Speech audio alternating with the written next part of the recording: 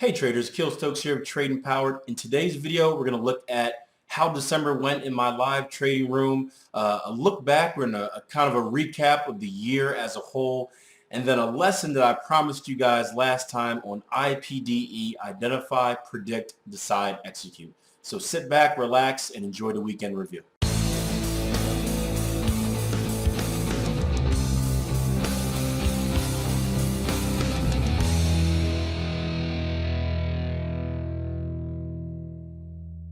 Okay, so when we last left off, we were at the end of November.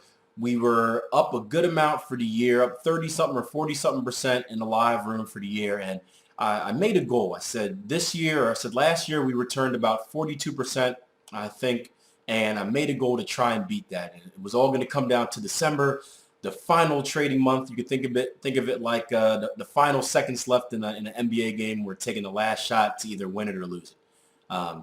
Yes, that's a bad example because we're still winning even if we missed the shot. But the point is we made a goal and, well, unfortunately, we missed the shot. Just like last year, December ended up being a losing month for us. I'm starting to notice a trend in this. It's because it is December. It's the end of the trading year. I don't trade the entire month of December. And this year, I actually took an extra week off from trading due to a commitment down in Orlando, Florida that I had to see out for a week. But the month actually wasn't too bad. Aside from one day, I had one real rough trading day, lost about 144 pips on that day, putting me in a hole, made somewhat of a comeback, but still ended the month in a negative. So couldn't achieve my goal of beating last year's returns, return on investment, but still had a very, very good month. Now, just a very, very good year, I should say. Now, just to give you guys a recap of the entire year, we're looking at last year, if we're looking on this thing, last year we returned, where's it at, 42%. This year we were at about 32, so 10% down, and we're actually at about 41, so we're tied with last month until this December hit. So all in all, not a, I'm still pretty happy with this. And the key is it's consistency. If you guys have been following me for a long time, then you know that my goal as a trader isn't to become this big hotshot trader. I'm not trying to hit it out the park all the time and double my account every 2 months or make some type of immaculate, never heard of returns.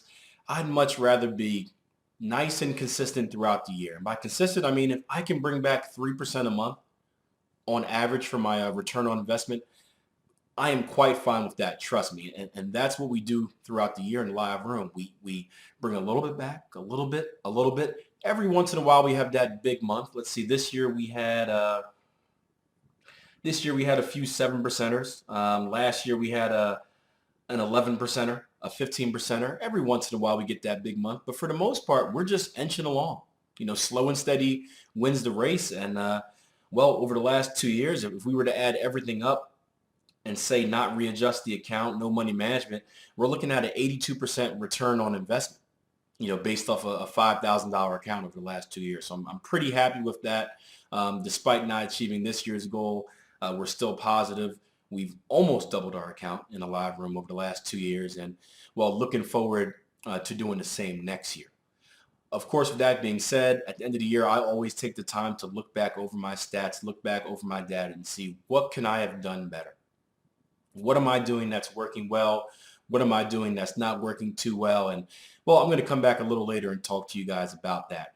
First, I want to give you guys this video that I did about probably 2 or 3 weeks ago on New Zealand dollars. A great example of the live room of us going through our IPDE, Identify, Predict, Decide, Execute.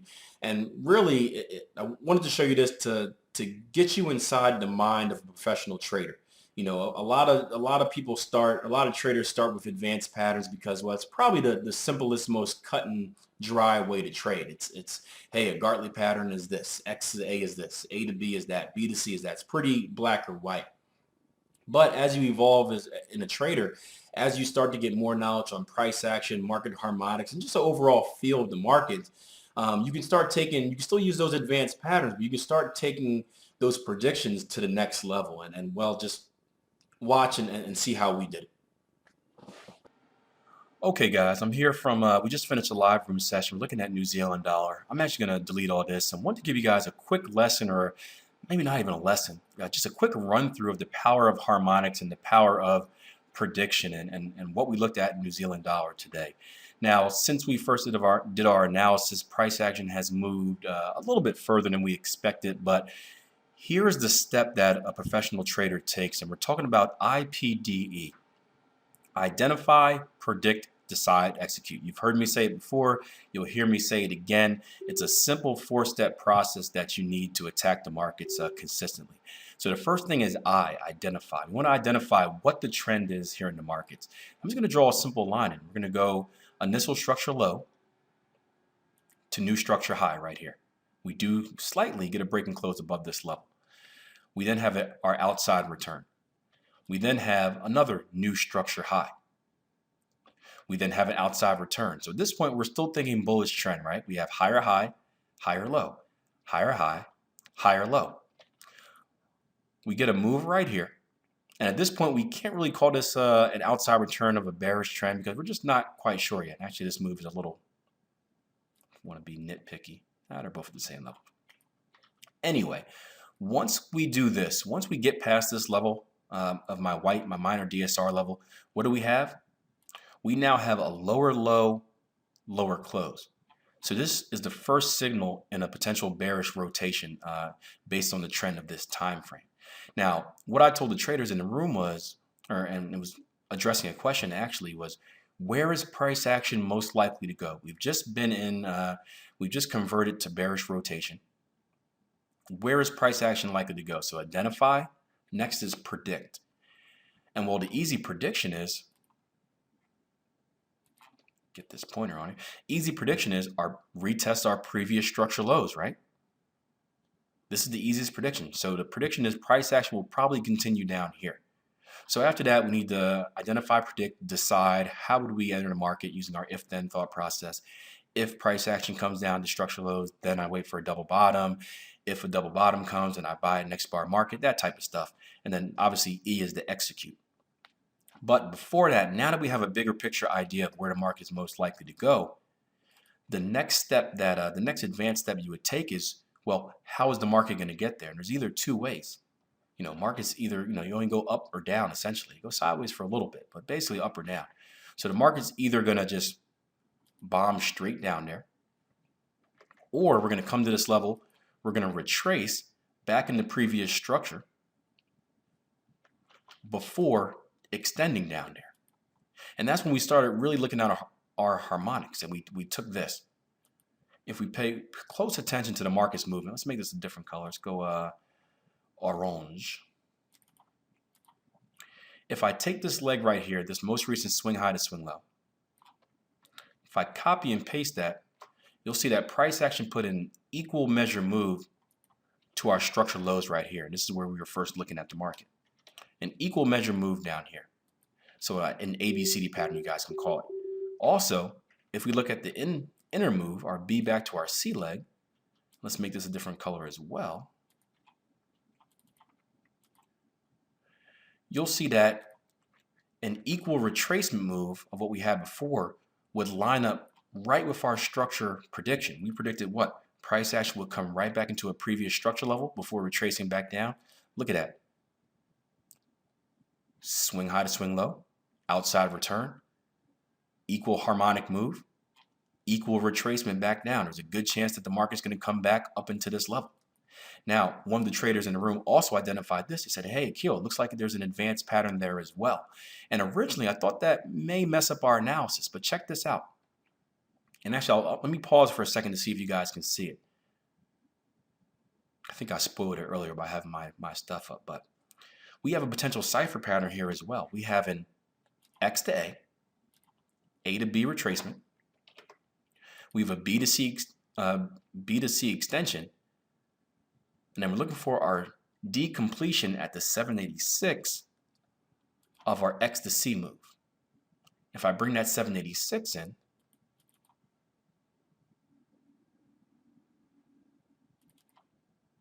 delete the rest of this, You can see that 786 comes in a little lower than our harmonic move here, where we actually entered the cipher pattern completion. I front run my orders, so we were at 82.25. I think I got it at 82.27, 82.28.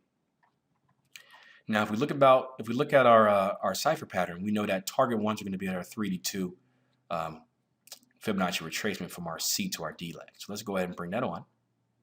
At the time, it was right here. Now we retraced a little bit further. That's why I say it got messed up a little bit. But bang, where does our 3 to 2 retracement come into? Well, we're dead on. We're dead on with that same level we predicted earlier, right? So our cipher pattern works right into our overall view of the market. We have swing high to swing low, outside return. Swing high to swing low, outside return, potentially coming off a cipher pattern. Hopefully that way I'll get some money in the bag. But if we do this one more time, we copy and paste this move, our orange harmonic move, we go down one more. Boom, where does that take us? Right into our structure level of our original prediction. So the point of this was just to show that understanding the market movement, understanding how price action works, understanding market harmonics is key. And it's not just, even if you're not a structure trader or a ratio trader, or, even if you're just an advanced pattern trader, it's key to be able to make these predictions and understand how the market moves, because not only can it help with potential trading opportunities, now instead of just waiting for a buy down here, we have a potential sell if price action comes up to 82.60s. But it allows you to get one step ahead of the market and really enter those high probability opportunities. So it's very important that you know this stuff. So that's my quick run through for today. Thought it was pretty cool. We'll see if it actually pans out. Again, hopefully it does, because I do have my actual live orders on here, not just showing you guys this. I'm trying to make some money doing this. But hopefully we come up here. I'm only taking one target for my cipher, so I'm not playing for extended targets. I'm taking everything off at target one, and I'll look to sell it as we come to 82.60s in the expectation that we're going to come down into this 82 flat level even handle, and I'll look to buy it one more time. So I'm really looking to be aggressive with this market, buying it, selling it, and then buying it again. It's not easy, but with the right knowledge set and the right skill base of knowing how to read a chart, it's doable more times than you think. Okay, so I'm back on New Zealand dollar. As you can see, our play, or the trade I was looking at before, kind of played out how I thought it would. We did get the cipher pattern completion. You can see that we rolled up to our 3 to 2 just barely. We actually had a very nice cluster up there. Was able to get profits off. Remember, I only had one target on this trade. Actually stopped in reverse, got short.